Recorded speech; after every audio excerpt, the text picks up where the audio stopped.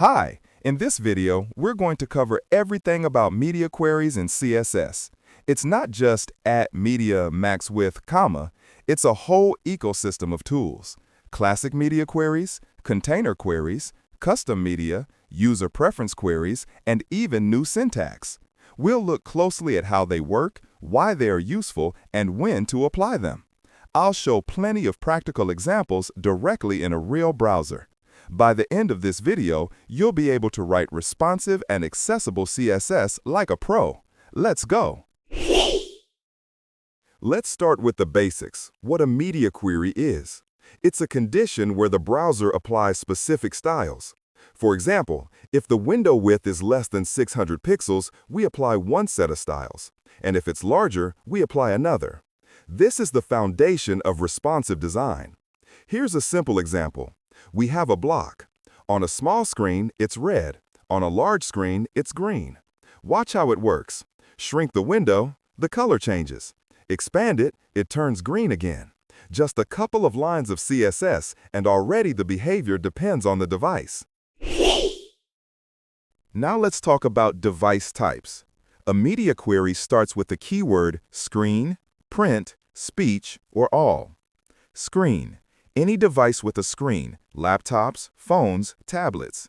This is what we usually mean. Print, styles for printing.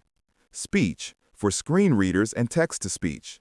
And finally, all, a universal option which is used by default even if you don't write it. Let me show. If I write @media print, the menu disappears when printing.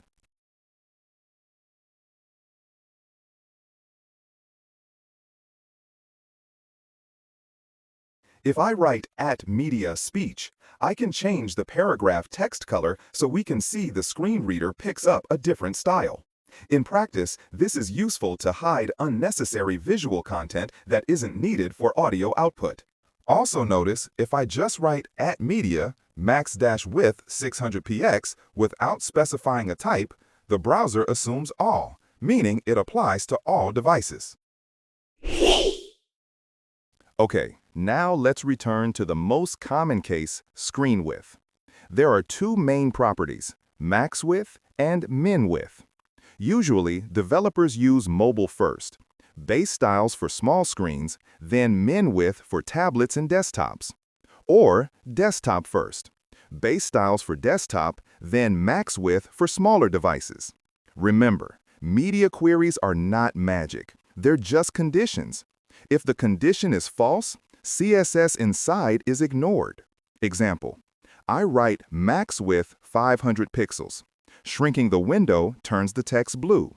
Expanding it restores the color. It's literally conditional logic in CSS. Let's talk about print again. Often overlooked, media queries let us create nice print versions. For example, we can hide the menu, change the background to white, and increase the font. Printed pages become readable. Browsers really apply @media print styles when printing or exporting to PDF. Let's see. Normal page with navigation, open print preview, menu is gone, content remains. This is very important for sites with documents, articles, or reports. Next, orientation. Screen orientation. Two options, portrait and landscape. Portrait, screen is taller than it is wide, like a vertical phone. Landscape, screen is wider. Example, in portrait, gallery is in a column. In landscape, in a row. Watch, rotate the screen, grid rearranges. Useful for photo galleries, tables, or forms where horizontal space is used differently than vertical.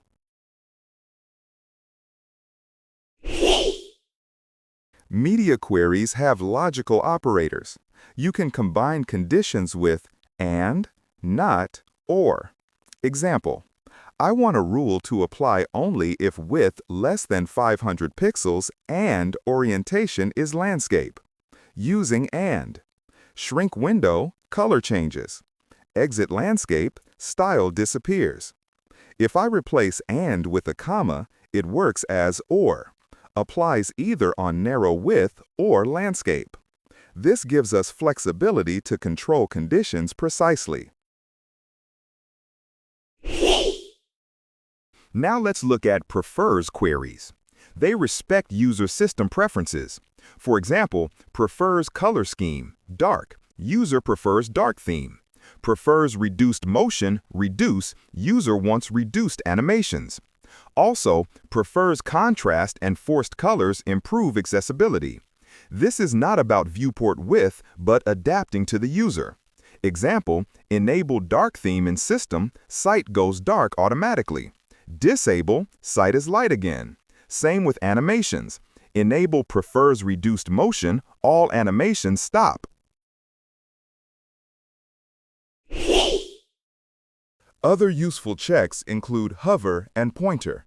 They let us differentiate devices with a mouse from touchscreens. Example, I want hover effects only on desktops. On phones, no hover. Done via @media, hover, hover. Or @media, hover, none.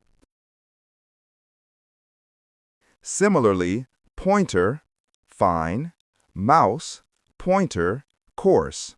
Small detail, but it improves usability. Let's talk about container queries, a real revolution.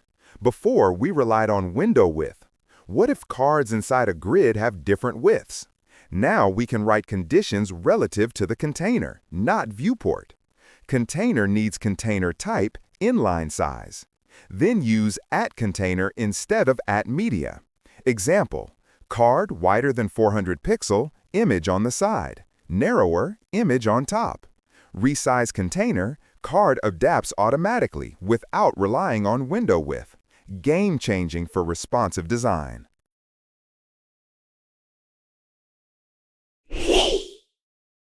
Another new feature, range syntax. Instead of min width and max width, write 400 pixel less than or equal to width less than or equal to 800 pixel. Easier to read and more mathematical. Supported in modern browsers, soon standard. Example, 400 pixel less than or equal to width less than or equal to 800 pixel. Shrink window, background changes. Grow past 800 pixel, style disappears. Beautiful. We covered everything from basic screen, print, speech, and all, to modern features like container queries, custom media, and prefers color scheme. We saw width, orientation, logical combinations, prefers motion, hover, pointer, and new range syntax. Media queries are not just about shrinking a site for mobile. They're a powerful tool for adapting to devices and user preferences. Try container queries. They really change the approach to layout.